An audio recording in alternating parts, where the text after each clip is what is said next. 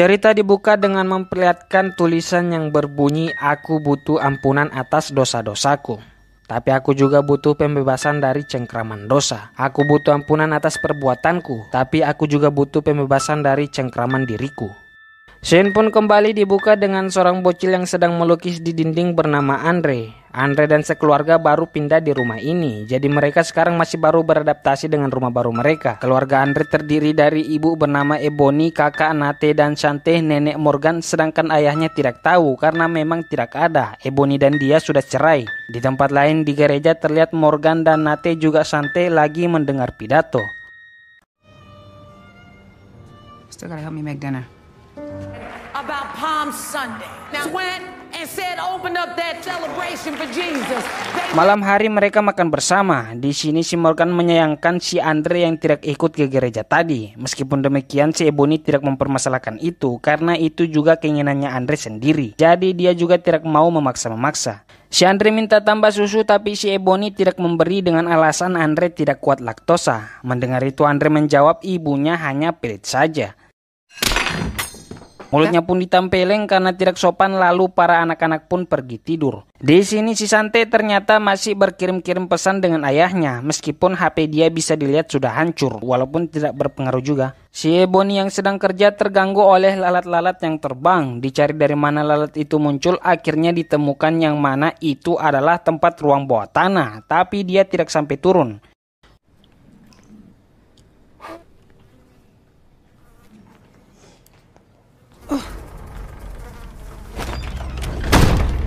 Saat sudah tengah malam, Andre bangun buat pergi minum susu. Tapi anehnya sampai tumpah-tumpah. Lalu tiba-tiba ada burung yang menabrak kaca dan Andre pun pergi melihat burung tersebut.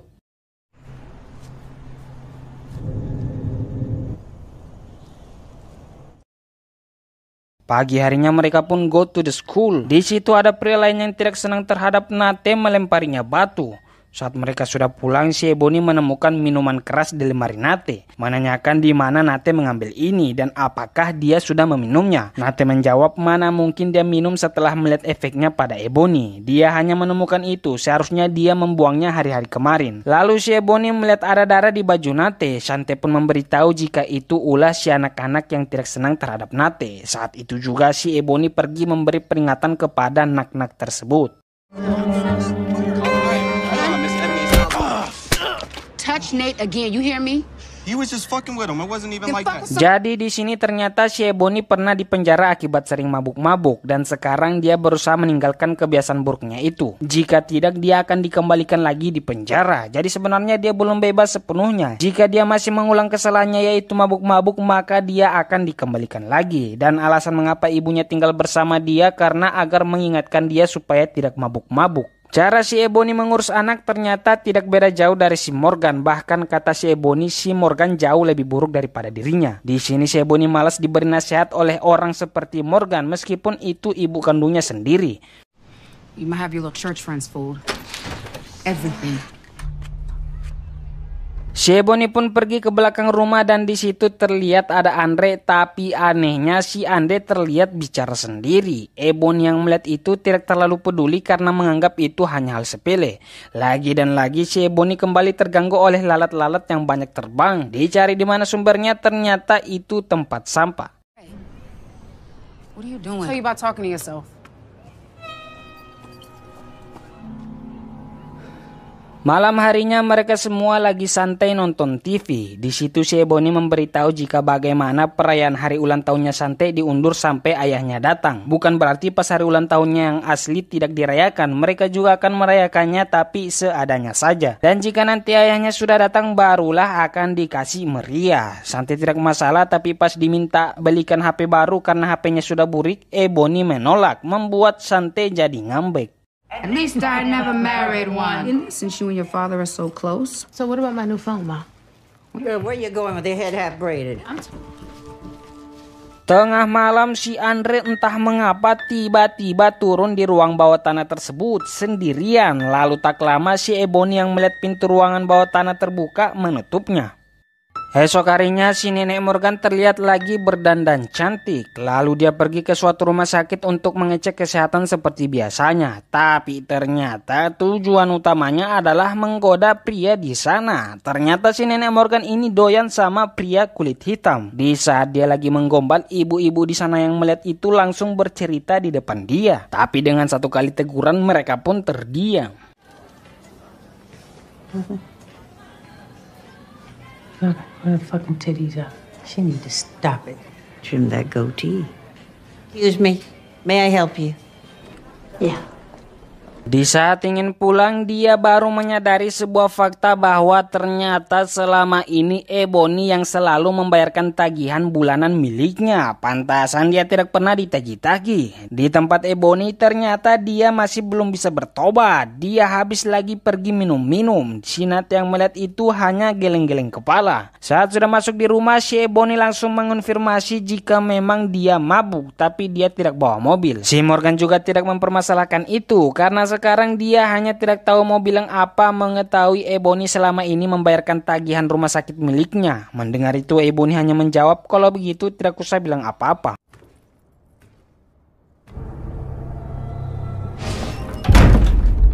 Saat malam hari si Ebony bangun tidak enak karena dalam mimpinya dia melihat seseorang masuk dan pas bangun pintunya juga terlihat baru saja telah ditutup oleh seseorang. Pakai tongkat baseball dia pun berkeliling-keliling mencari siapa orang yang tak diundang tersebut. Tidak ada orang, yang dia temukan hanyalah pintu bawah tanah yang terbuka. Lalu setelah ditutup dia pun pergi muntah. Tak lama si Nate datang dengan tujuan meminta uangnya dikembalikan. Ternyata si Ebony telah mengambil uang milik Nate. Mendengar itu Ebony bertanya di mana Nate mengambil uang sebanyak itu. Jika Nate dapatkan dari hasil jual narkoboy maka kepalanya akan dihantam. Tapi Nate langsung menjawab jika itu bukan dari narkoboy, itu hasil ayahnya yang diuangkan, dan uang-uang tersebut akan dia pakai buat kabur dari rumah. So where's my fucking money, Mom? Si Nate pun ditampar karena bicara menggunakan fucek kepada ibunya sendiri, dan si Nate langsung membalas dengan mendorongnya, tapi dia langsung merasa bersalah. Si bocil Andre yang melihat ingin menghentikan, tapi dia terjatuh karena menginjak tongkat itu. I'm out of here. Get back here, Nate.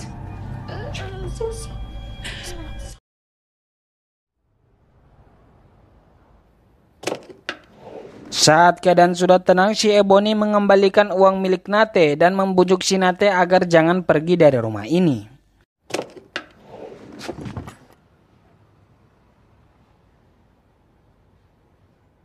I'm really trying.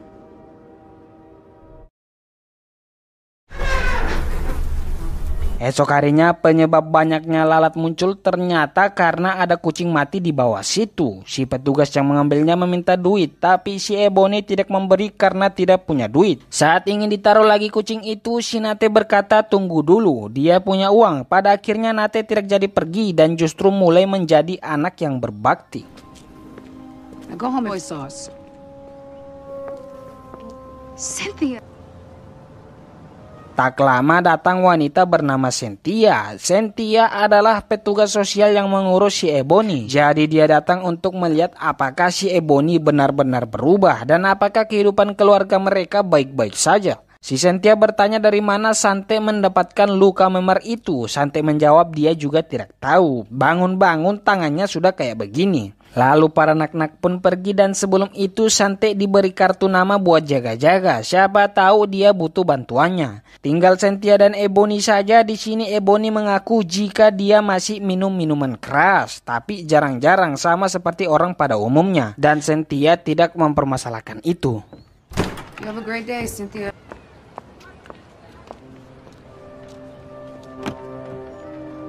Cynthia pun pulang dan di situ ada orang tak dikenal sedang memperhatikan mereka.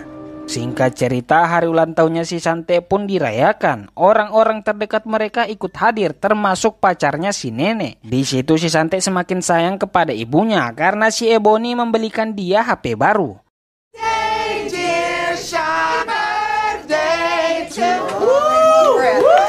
Shantae, and I like one.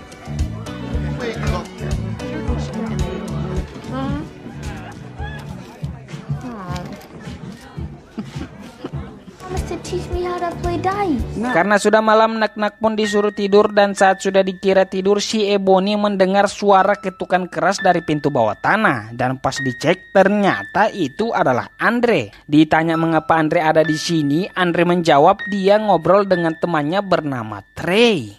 Oh my god. So hold on downstairs. Yeah, but what's wrong with your keys? There.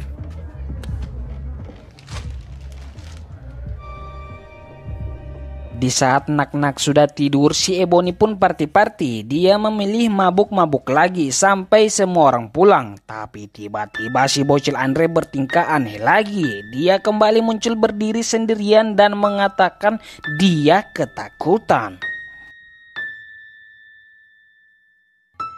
Saat Ebony tidur, dia terbangun oleh suara gedor-gedor pintu yang sangat keras dari kamar anak-anak. Ebony pun pergi melarang mereka karena mengira itu ulahnya anak-anak. Di tempat si nenek Morgan, si pacar ternyata baru akan mau pulang. Setelah pacar pergi, dia mendengar teriakan dari anak-anak. Sampainya di sana, terlihat si Ebony dalam kondisi kacau dan para anak-anak terlihat ketakutan. Dari pengakuan si Sante, dia terbangun akibat ulah Ebony yang tiba-tiba mengamuk dan menghantam dinding yang ada lukisannya. Melihat itu, si Morgan pun menyuruh si Ebony pergi. What did you do? Nate.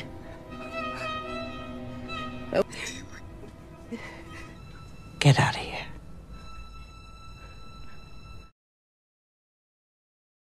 Pagi hari, si nenek Morgan mengantar para anak-anak ke sekolah, tapi terlihat wanita misterius yang pernah memantau rumah mereka lagi mengikuti dari belakang, dan si Andre melihatnya. Di rumah, si Ebony melihat dinding yang dia hantam tadi malam, kemudian pergi bekerja seperti biasanya. Di sekolah, tiba-tiba para anak-anak bertingkah aneh.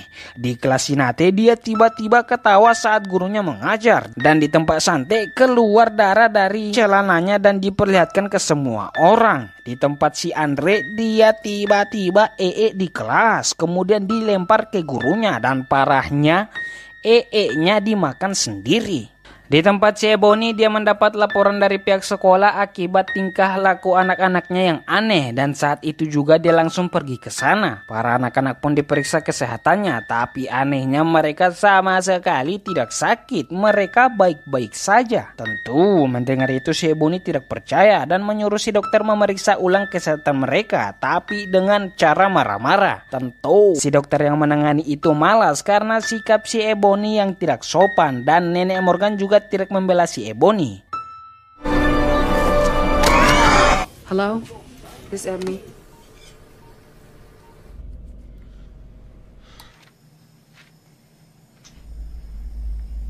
Evaluations found nothing. I don't think, and take it from there. There's nothing to worry. This kid's third home in a year. I need you to lower your voice. She's trying Here, to... till you tell me what the fuck is going on with my kid. That's a conversation I'd like to have. Ma, can you get that? Di malam hari saat si Ebony memandikan si bocil Andre, tiba-tiba ada panggilan telepon. Si nenek Morgan yang disuruh buat mengangkat sebentar, tapi dia lagi memasang salib. Jadi terpaksa Ebony pun pergi mengangkatnya sendiri. Ternyata itu adalah panggilan dari penagih utang. Ebony pun marah-marah sendiri, dan si nenek Morgan yang melihat itu mulai menasihati, dan mereka baku cekcok lagi karena Ebony malas dinasihati. Ain't that right, Alberta? You want me? Mother dead and gone?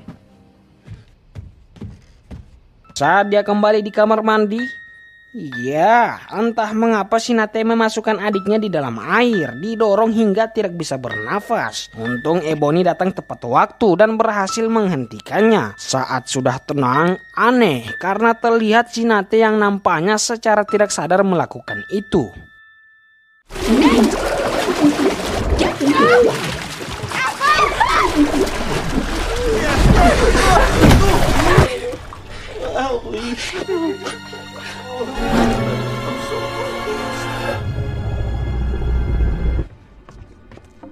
Esok harinya Cynthia datang berkunjung lagi. Meskipun Ebony memaksa jangan masuk, Cynthia memaksa ingin masuk. Lalu si Ebony pun akhirnya curhat tentang apa yang terjadi pada anaknya. Semua keanehan-keanehan yang telah terjadi. Sampai mana si Ebony mengatakan kau akan mengerti jika kau memiliki anak. Mendengar itu Cynthia pun mulai bercerita. Dulu dia juga memiliki anak tapi sudah meninggal. Hanya 2 detik saja dia memalingkan wajahnya, tiba-tiba ada mobil yang langsung menabrak hingga anaknya tewas. Setelah itu Cynthia pun ingin melihat anaknya Ebony, tapi tidak jadi karena si Morgan datang membawa tongkat baseball. Itu dilakukan si Morgan agar anak mereka tidak berpindah hak asuh ke mantan suaminya Ebony.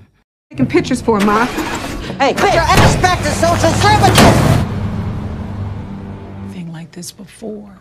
Kemudian si nenek Morgan pergi ke gereja buat menceritakan apa yang terjadi pada kehidupan keluarganya, keanehan-keanehan yang telah terjadi, berharap mereka bisa dibantu. Tapi pihak gereja tidak bisa membantu, dia hanya menyarankan buat cari gereja lain. Di tempat Ebony dia memilih mabuk-mabuk, lalu saat mau pulang dia bertemu dengan wanita misterius tersebut bernama Apostel. Di sini si Apostel langsung memberitahu jika anak-anaknya si Ebony lagi sakit, tapi bukan sakit seperti orang lain pada umumnya, melainkan sakit karena kerasukan setan.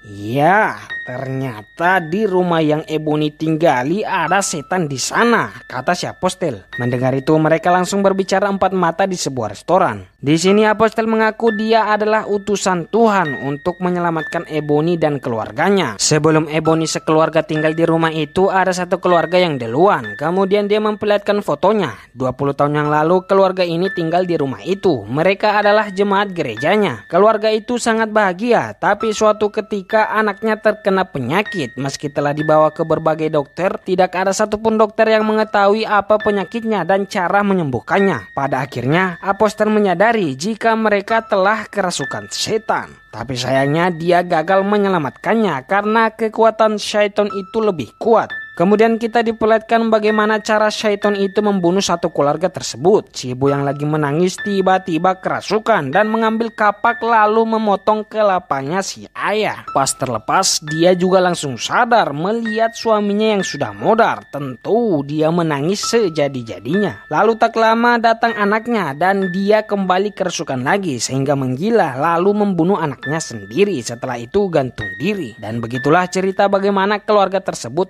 mati.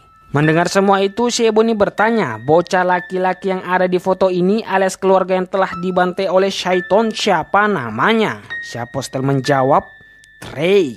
Iya, jadi selama ini si bocil Andre teman yang dia maksud adalah arwahnya Trey. Apostel langsung meluruskan jika syaitan yang pernah mengganggu Trey kali ini mengincar Andre. Tapi meskipun telah mendengar semua itu, Ebony masih belum percaya dan menganggap Apostel sudah tidak waras. Saat itu juga dia pulang dan menyuruh Apostel jangan ganggu keluarganya lagi.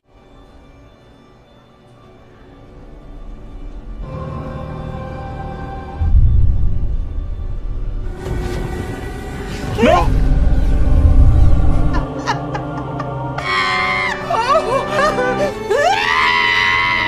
She hung herself. Dad.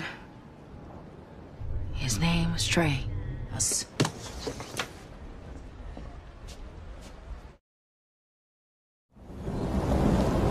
Di rumah saat sudah malam hari, si nenek Morgan terlihat nampak sangat ketakutan. Kemudian dia mengambil Alkitab dan setelah itu tiba-tiba lampu mati nyala dan...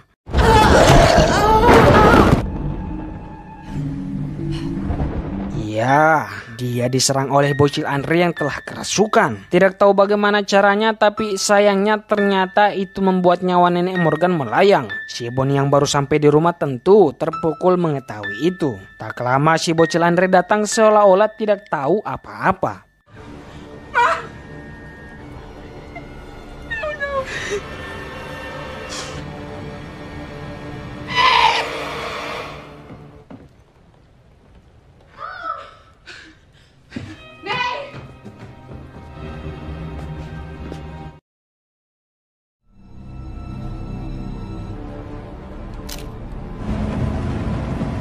Esok harinya rumah mereka pun diperiksa dan mereka berempat pergi dengan tujuan yang si Ebony sendiri tidak tahu mau kemana. Di sini si Ebony sempat marah karena Sante berniat menghubungi si Cynthia. Lalu si bocil Andre tiba-tiba menggedor-gedorkan kepalanya di kursi lalu mengatakan salahnya Ebony sendiri si nenek Morgan mati. Tentu mendengar itu karena tidak sopan si Ebony menyuruh anaknya coba ulangi lagi. Tapi tiba-tiba mata Andre berubah menjadi hitam dan itu membuat Ebony ketakutan. Dia pun turun di bar terdekat dan meminta bantuan kepada orang sekitar. Dari laporan Ebony anaknya disakiti, tapi pas diperiksa anaknya baik-baik saja. Nate!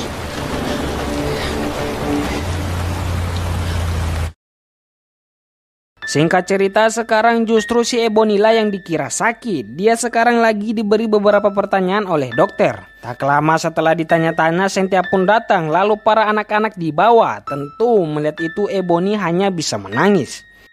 Setelah itu pada akhirnya si Ebony pun pergi menemui Apostel. Setelah diberitahu apa yang telah terjadi, si Apostel memberitahu jika si Syaiton yang ada di rumahnya Ebony menginginkan tubuh anak bungsunya yaitu Andre. Lewat Andre tubuh Nate dan Sante pun dirasuki. Dan si Syaiton juga menginginkan semua orang yang ada di rumah itu mati. Apostel juga memberitahu jika Syaiton menyerang orang yang lemah dan sekarang Ebony lagi lemah. Tapi tenang, dia akan membuat Ebony menjadi kuat. Di waktu yang sama tempat di mana Andre berada ternyata kondisinya tidak baik-baik. Dia pun akan diikat karena selalu kejang-kejang dan mengeluarkan busa. Melihat itu Cynthia bertanya mulai dari kapan Andre seperti ini. Si dokter menjawab sudah semalaman.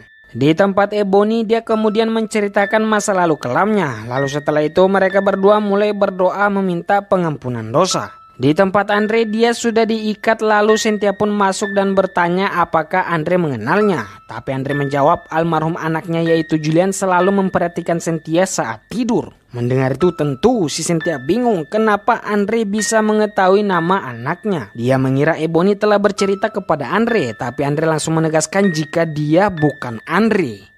Ya, di sini ternyata Andre lagi kerasukan. Meski begitu, si Cynthia masih belum percaya dan mengira Andre hanya pura-pura, tapi...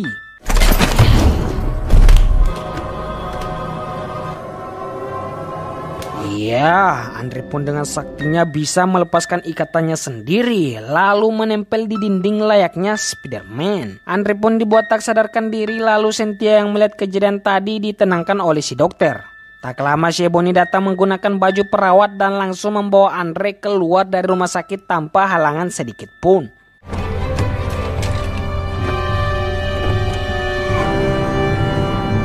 Bersama si Apostel mereka pun pulang ke rumahnya buat melakukan pengusiran setan. Singkat waktu pengusiran pun dimulai. Tapi sebelum itu Apostel mengatakan jangan percaya apapun yang dikatakan Andre. Menggunakan air suci Apostel pun mulai menyirami Andre.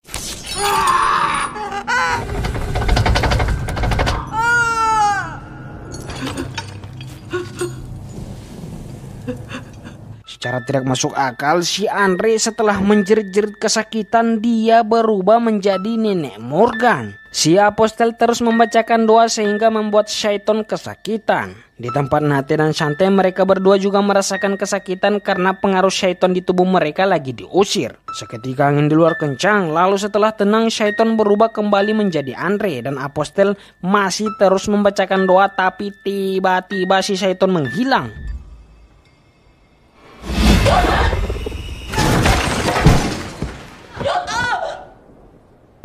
Ya, si Apostel pun dibanting sehingga dia tidak sadarkan diri. Tak lama si Ebony yang pergi bersembunyi karena memang tadi disuruh oleh Apostel datang kembali. Dia terkejut melihat keadaan Apostel. Si Syaiton kembali menghilang dan di sisa-sisa tenaganya si Apostel dia memberikan Ebony air suci dan mengingatkan buat jangan takut.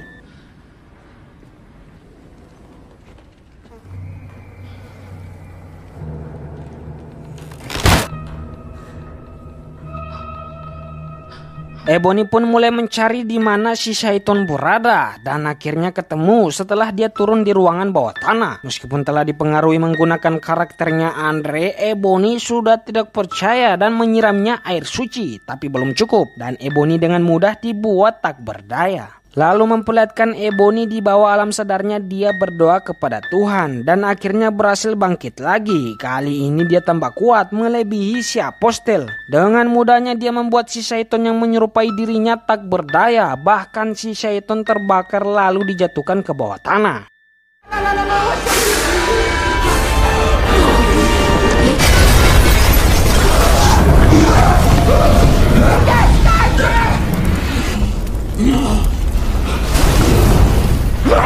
To where you came from.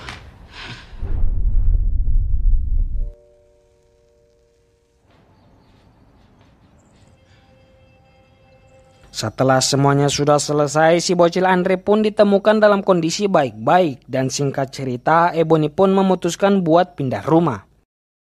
6 bulan kemudian dengan bantuan Cynthia, hak asuh anak-anak kembali kepada Ebony. Dan di akhir film, si Ebony memutuskan buat bertemu dengan ayah mereka dengan tujuan memperbaiki hubungan. Mendengar itu, para anak-anak pun tersenyum dan film pun selesai.